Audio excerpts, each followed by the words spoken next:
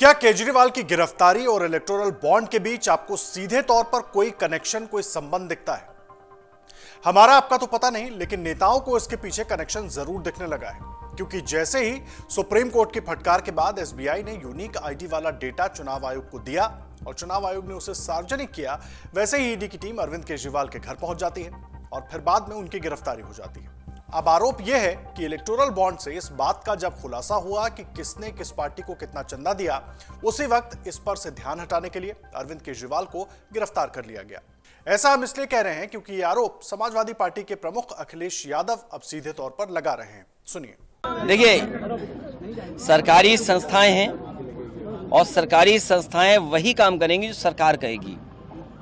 यही तो सवाल है लोकतंत्र में कि जो इंस्टीट्यूशंस हैं वो इंस्ट्रूमेंट हैं आजकल, और इंस्ट्रूमेंट्स बनकर के भारतीय जनता पार्टी को खुश कर रहे हैं। जो दुनिया में रिकॉर्ड बनाने जा रहे हैं झूठे मुकदमे का, ये केवल दुनिया में रिकॉर्ड नहीं बनने जा रहा है इनका झूठे मुकदमे का, ब्रह्मांड का रिकॉर्ड बनाने जा रहे हैं ये लोग। झूठे मुकदमे लगाने में भारतीय जनता पार्टी ब्रह्मांड में रिकॉर्ड बनाने जा रही है।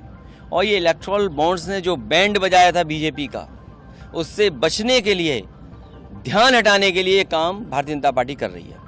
और ये इलेक्टोरल बॉन्ड्स ने जो बैंड बजाया था बीजेपी का, उससे बचने के लिए, ध्यान हटाने के लिए काम भारतीय जनता पार्टी कर रही है। लेकिन ऐसे समय में जब इलेक्टोरल बॉन्ड के मुद्दे पर पूरा विपक्ष बीजेपी पर निशाना साध रहा है और कोर्ट के कहने के बाद जब चुनाव आयोग ने यह डेटा जारी भी कर दिया, जिससे साफ हो गया कि किसने किसको कितना चंदा दिया, तो इस पर विवाद होना तय था और इसीलिए विपक्ष के नेता अब इस पर से ध्यान भटकाने वाली बात कह रहे हैं।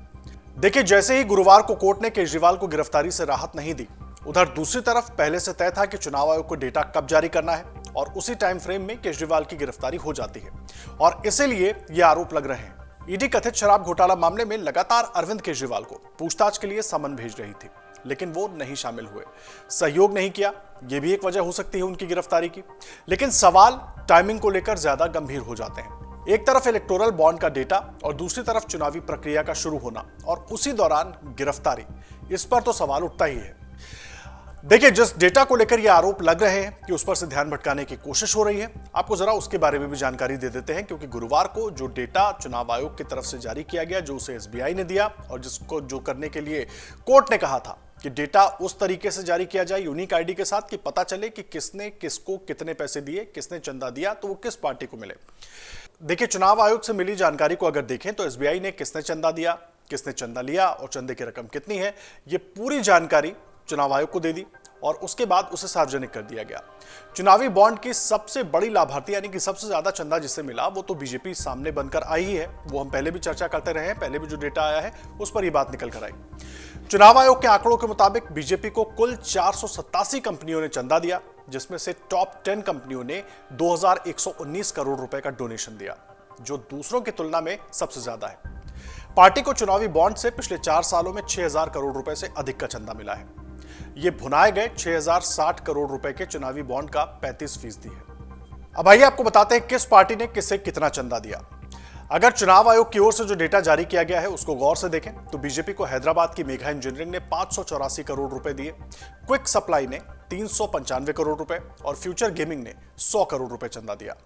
उन्हीं आंकड़ों में आगे बढ़े तो पता चलता है कि डोनर नंबर 1 यानी कि टॉप 10 डोनर में जो सबसे ऊपर थे, यानी कि future games and hotel services limited ने बीजेपी को केवल 100 करोड़ रुपए की फंडिंग की थी, जबकि इसके 1368 करोड़ रुपए का 3/4 हिस्सा तृणमूल कांग्रेस 542 करोड़ रुपए और डीएमके को 503 करोड़ रुपए गया के बीच लगभग समान रूप से विभाजित किया गया था। डोनर नंबर 2 की हम बात कर लेते हैं, यानी कि मेगा ग्रुप की। तो बीजेपी और कांग्रेस दोनों के लिए टॉप डोनर बनकर मेगा ग्रुप उभरा। ग्रुप की ओर से खरीदे गए 1192 करोड़ रुपए के बॉन्ड में से बीजेपी को लगभग आधा, यानी कि 584 करोड़ रुपए, और जबकि कांग्रेस को 110 करोड़ रुपए मिले। वहीं donor number 3 Kolkata based MKJ group की 4 कंपनियों ने 617 करोड़ रुपए के बॉन्ड खरीदे, जिसमें बीजेपी को 372 करोड़ रुपए मिले, जबकि कांग्रेस को 161 करोड़ रुपए और तृणमूल कांग्रेस को 47 करोड़ रुपए दिए गए।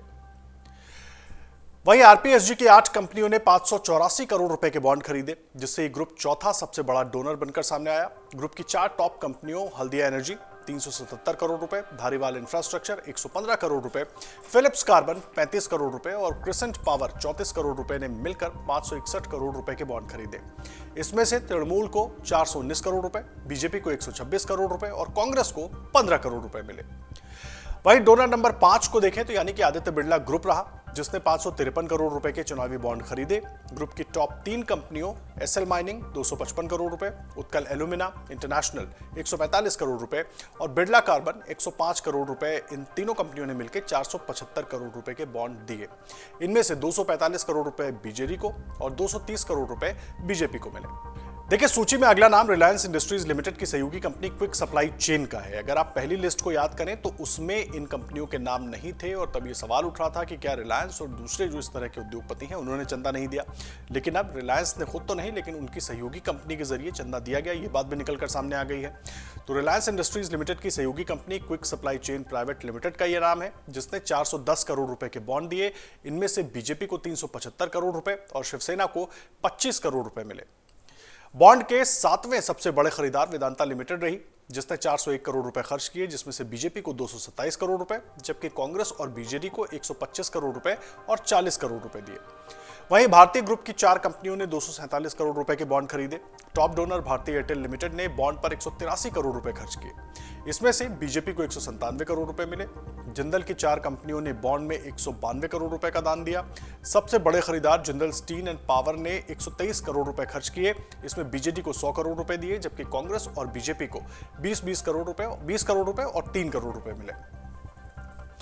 वहीं अहमदाबाद स्थित टोरेंट ग्रुप ने 3 कंपनियों के जरिए 184 करोड़ रुपए का दान किया और सबसे बड़े दानदाता टोरेंट पावर ने 107 करोड़ रुपए खर्च किए। इसमें से बीजेपी को 107 करोड़ रुपए जबकि कांग्रेस और आप को 17 करोड़ रुपए और 7 करोड़ रुपए मिले। यह तो पूरी जानकारी हमने आपके सामने रखी और राजनीतिक दल इसी जानकारी को लेकर अपने अपने आरोप प्रत्यारोप करते रहेंगे, लेकिन सही क्या है गलत क्या है उसका फैसला अब आपको करना है। अगर आप ये वीडियो YouTube पर देख रहे हैं तो हमारे चैनल को सब्सक्राइब करें और बेल आइकन को दबाना ना भूलें। अगर आप Facebook पर ये वीडियो देख रहे हैं तो हमारे पेज को लाइक करें।